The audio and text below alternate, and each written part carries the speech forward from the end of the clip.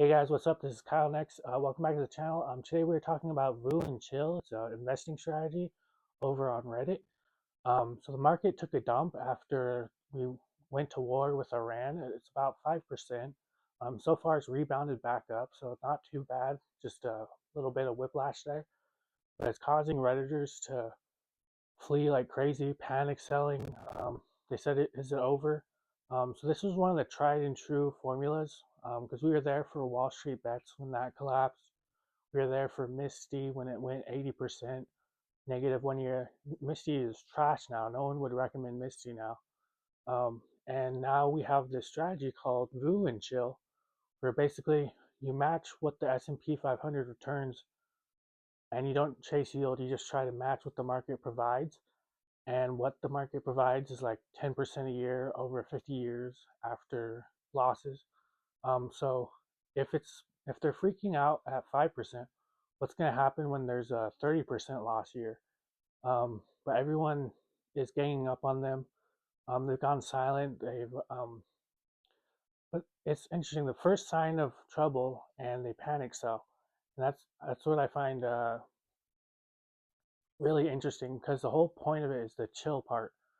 You're supposed to hold, never worry about it, just collect passive revenue, never think about it, never sell a stock, basically. That's a strategy. But the chill part is what's getting people a little frustrated. With a 5% loss, that's several $1,000s. So it's just another strategy. I am committing 50% of my portfolio to the S&P 500. So I kind of do the same thing. But I'm also going to have like 30% in dividend paying routes. So, and then that'll be 60% by the time I retire. But it's interesting to see the people react.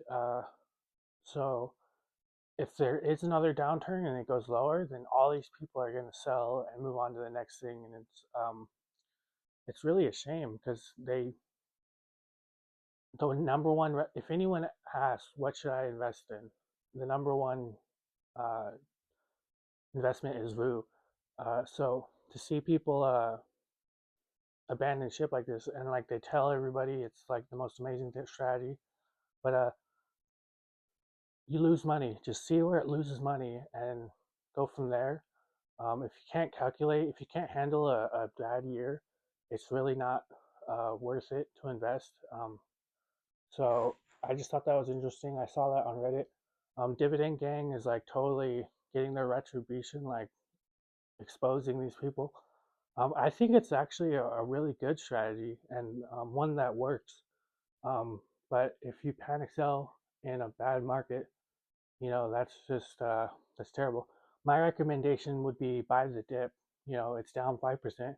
You can buy in at a larger price, dollar cost average, and but the whole chill part is the most important part.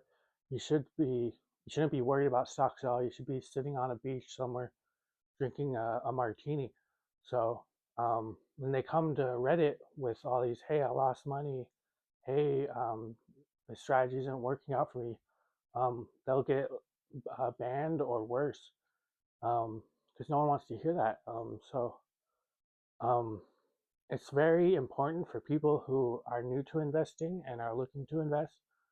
Just see where the money goes, see where the loss is hidden, because there's always a loss every year.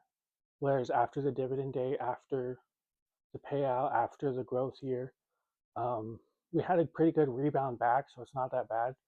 But there's always going to be a loss, and you just need to calculate where that's going to be and how much it's going to set you back, and then how much to get ahead of schedule again. So it's a little more complicated than most people think. Um, it's the most simple strategy you could follow. You can get 8% a year, year over year, with this strategy. Um, but if you panic sell, then there's no point to it. You're going to sell at a loss. Um, and the thing is, wait, what if there's a bad year where it's like 30% loss? They would have their hats, it would be terrible. But I just want to share that with you guys. Hope you guys like my video. Thanks for watching, and please like and subscribe.